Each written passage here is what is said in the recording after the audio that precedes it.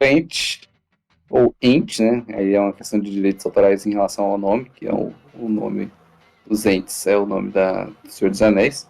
E aí a Williams teve que usar, ou a TSR lá atrás, teve que usar Trent, que talvez o mais conhecido dele seja o próprio Barbárvore, no Senhor dos Anéis, né? Que auxilia os hobbits ali durante uma travessia pela floresta, logo depois eles saírem, se livrarem dos orcs que estavam prendendo eles.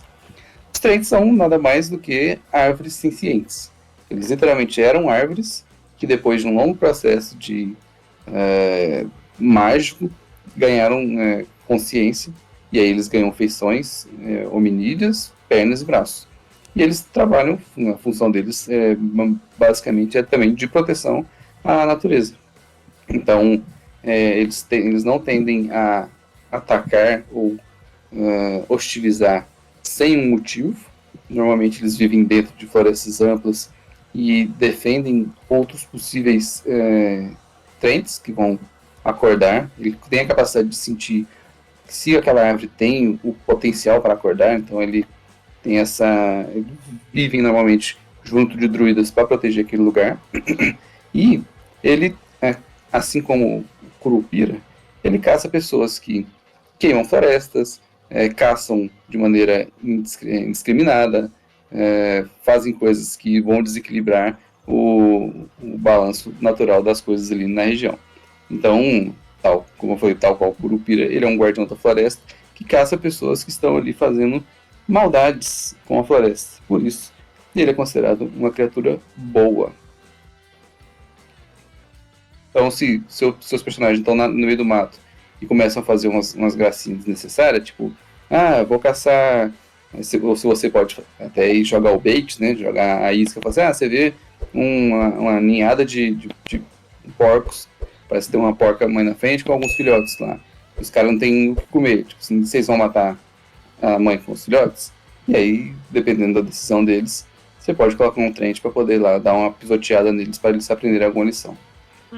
O Trent é sempre bom para lidar. O Trent é sempre bom para lidar com o grupo do maguinho empolgado demais com bola de fogo. Vocês estão numa briga na floresta. Bola de fogo. Tá bom então. Na segunda bola de fogo aparece um Trent para resolver a situação, porque não dá, né?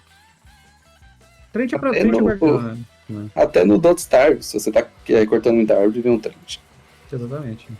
Eu acho esse tipo de criatura aí, ela não pode ser tratada de maneira leviana, não. Bicho desse daí, ele... Eu particularmente vejo que é muito ruim você colocar ele de maneira aleatória ou colocar ele com abundância.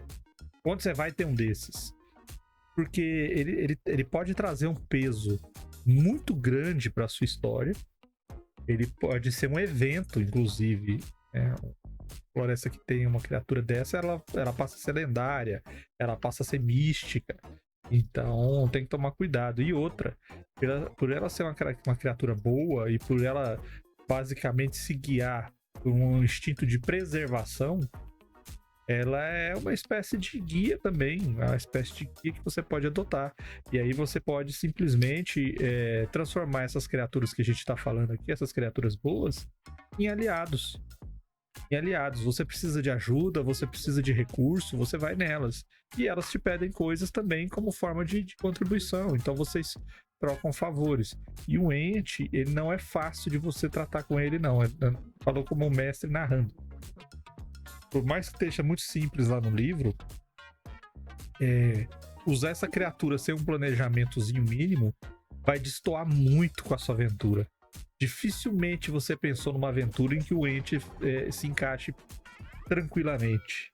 Então, mesmo porque a gente já falou de aventuras urbanas aqui, né? A maioria das pessoas foca nesse setor.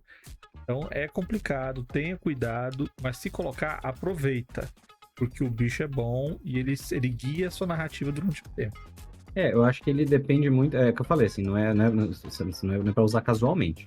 Mas é que eu acho que, dependendo da forma como você tem no cenário, ele enriquece. Tipo assim, você não vai ter um Trent numa florestinha, num bosque qualquer que fica perto. Não. São criaturas muito antigas que protegem as florestas. A vida dele é essa. A vida dele é proteger a floresta. Então, se existe uma floresta muito antiga ou muito relevante, que tá lá há muito tempo, que tem energias mágicas e tudo mais, faz sentido que existam entes protetores e faz sentido que eles estejam circulando. Então, assim, eu gosto muito de. Quando eu falei do exemplo do Mago da Bola de Fogo, é 100% na mesma lógica do Homem-Urso, do tipo, ele é um guardião territorialista, ele tá ali pra proteger as coisas. E se você tá sendo simplesmente inconsequente, ele não vai conversar. Ele não é uma criatura disposta. Ele vai olhar pra você e falar: você é apenas uma criança inconsequente. Você é uma criança brincando com uma caixa de fósforo. Não dá pra ele. Ele vai te dar um tapa na mão. Só que esse tapa na mão vai arrancar a cabeça do personagem. Uhum. É basicamente isso Eu- que vai acontecer. Eu ri aqui de maneira mal educada enquanto o Marcelo falava, porque o Tombo Draws escreveu o seguinte: o episódio de hoje Agora que eu tô é vendo. um oferecimento do péssimo sistema de alinhamentos do D&D. É isso mesmo. O Wizard patrocina a gente pra gente poder melhorar o sistema pro ambiente. A gente já falou algumas coisas sobre sistema de alinhamento e sistema de CR, né? De nível de desafio aqui dos monstros. Mas o Trent, até como a gente estava falando mais cedo sobre monstros que guiam o plot, dependendo da origem do seu grupo, ele pode ser esse monstro mestre, né? Esse monstro que vai ser o mentor de um grupo durante o tempo. Justamente por isso que o Marcelo falou, que eles são criaturas muito antigas e têm um conhecimento muito vasto.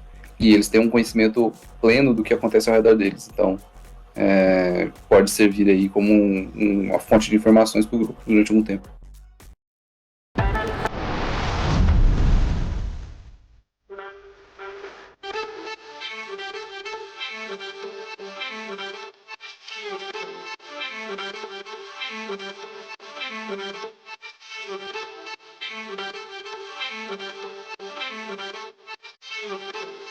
Uhum.